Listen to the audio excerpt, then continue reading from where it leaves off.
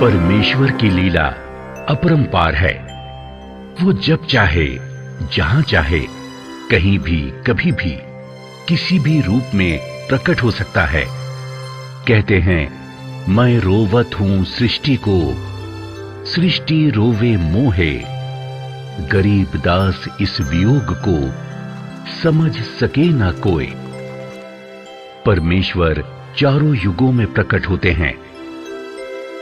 सतयुग में सत सुकृत नाम से, त्रेता में मुनीन्द्र नाम से, द्वापर में करुणामय नाम से और कलयुग में अपने वास्तविक कबीर नाम से आते हैं। उनका पृथ्वी पर आने का उद्देश्य जीव आत्माओं को तत्व ज्ञान से परिचित करवाने और उनका मोक्ष करने का होता है। इसी उद्देश्य से प्रत्येक युग में वो परम अक्षर पुरुष अपने सतलोक को छोड़कर इस मृत लोक में आकर अपने तत्व ज्ञान का प्रचार करते हैं। आज से लगभग 600 वर्ष पूर्व भारत, जिसे जम्बू द्वीप भी कहा जाता है, इसके उत्तर प्रदेश राज्य के काशी नगर में सन 1398 में शिशु रूप में लहरताला नामक तालाब में कमल के फूल पर सह शरीर सतलोक से आकर प्रकट हुए और 120 वर्ष लीला करके अपनी इच्छा से सह शरीर ही अपने निज लोक सतलोक चले गए। इस दौरान उन्होंने बहुत से चमत्कार किए, बहुत से लोगों का दुख दूर करके उन्हें सुखी जीवन प्रदान किया। उन्होंने अपने तत्व ज्ञान को लोकोक्तियों, साखियों, कविताओं व दोहों के माध्यम से लोगों तक पहुंचाया। वे शास्त्र अनुकूल ज्ञान दिया करते थे, जिसे सुनकर बहुत से लोग उनकी शरण ग्रहण करने लगे। लोगों को लाभ होने लगा, जिस कारण से अन्य ब्राह्मणों, ऋषियों, पंडितों, काजी व मुल्लाओं के पास लोग कम जाने लगे, मानो जैसे उनकी दुकानें बंद होने लगी। काजियों, मुल्लाओं व पंडितों और ब्राह्मणों ने ईर्ष्यावश होकर अपने अपने तरीके से कबीर परमेश्वर का विरोध करना शुरू कर दिया। ज्ञान चर्चा में जब नहीं हरा पाए तो हिंसा पर उतर आए। इतिहास गवाह है कि परमेश्वर कबीर साहिब जी को हिंदू व मुसलमान धर्म के गुरु और पीरों द्वारा कितनी पीड़ा उठानी पड़ी। उनके जीवन काल में दुष्ट लोगों ने उनका पुरजोर विरोध किया और नकली गुरु पीरों के झांसे में आकर परमेश्वर कबीर जी पर 52 बार जुल्म ढाए।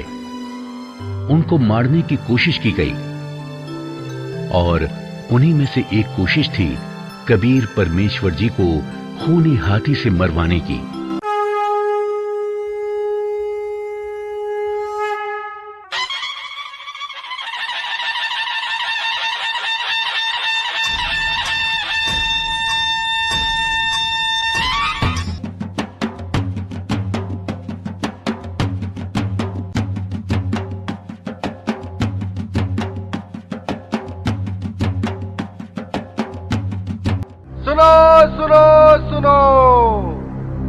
राजा का हुक्म है कि कबीर पुत्र नीरू को कल प्रातः 10 बजे खूनी हाथी से कुचलकर मौत के घाट उतारा जाएगा। इसीलिए सभी नगर निवासी सजा देखने दंडित गृह पहुंच जाए। सुनो सुनो सुनो। हाँ, राजा ने बिल्कुल सही किया। अब की बार वो नहीं बच पाएगा। हर बार बच जाता है, पता नहीं क्या जादू मंत्र जानता है। अरे राजा के पास बहुत खतरनाक हाथी है, उसे तुरंत कुचलकर मार देगा। हाँ हाँ, सही कह रहे हो। देखते हैं कल क्या होता है।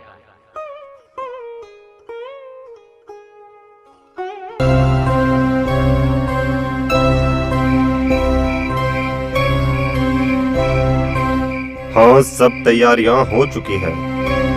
हाथी को खूब शराब पिलाना।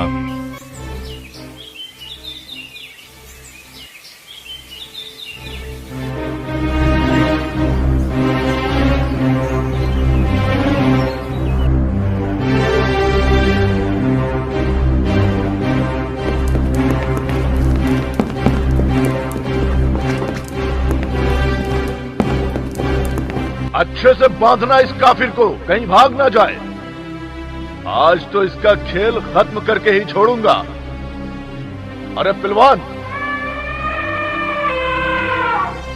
शराब और पिला दो इसको, ताकि ये इस काफिर का जल्द ही काम तमाम कर दे। आज तो कबीर निश्चित ही मारा जाएगा। हाँ हाँ, आज ये जुलाहा नहीं बच पाएगा। अरे खूनी हाथी इसे तुरंत मार देगा। हाँ हाँ, वो देखो, आज तो पीलवान हाथी को शराब भी पिला रहा है। अब तो उसका बिल्कुल काम तमाम हो जाएगा। हाँ,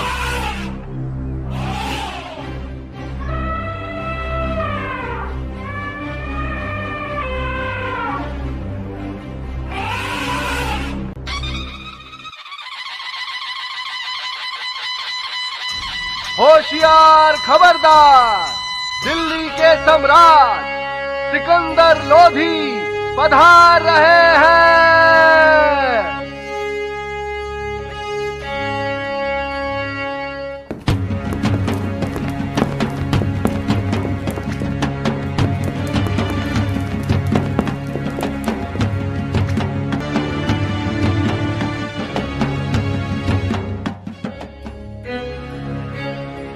महाराज सिकंदर लोधी की जय, महाराज सिकंदर लोधी की जय, महाराज सिकंदर लोधी की जय, दिल्ली के सम्राट सिकंदर लोधी की जय हो।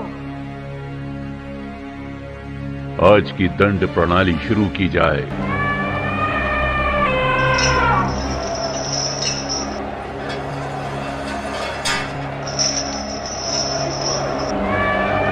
मारो मारो मारो मारो मारो मारो मारो मारो।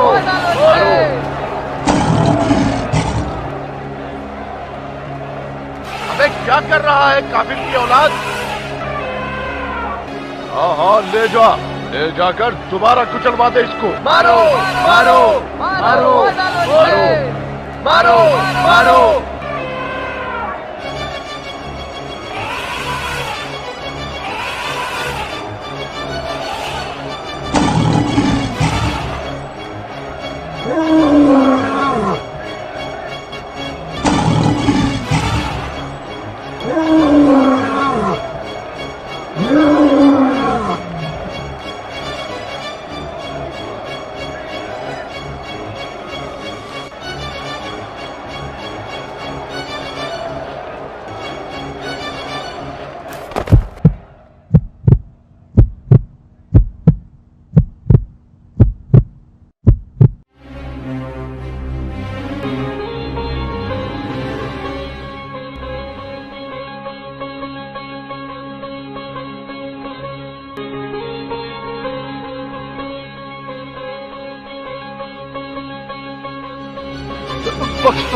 बख्श दो परवरदिगार, सिर्फ अब की बार मेरे गुनाह माफ कर दो।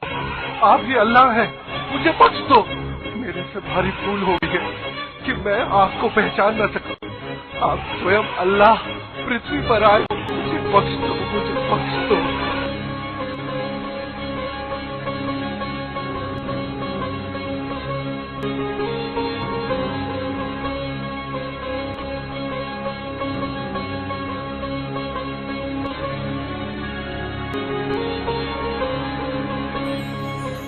राजन अपने धार्मिक पीर शेख तकी के बहकावे में आकर ऐसी गलती ना किया करें। मैं सतलोक से तुम्हारे लिए ही तो आया हूँ। शेख तकी तो मूर्ख है, परंतु आपको तो ज्ञान है बच्चा। चलो ठीक है, माफ किया।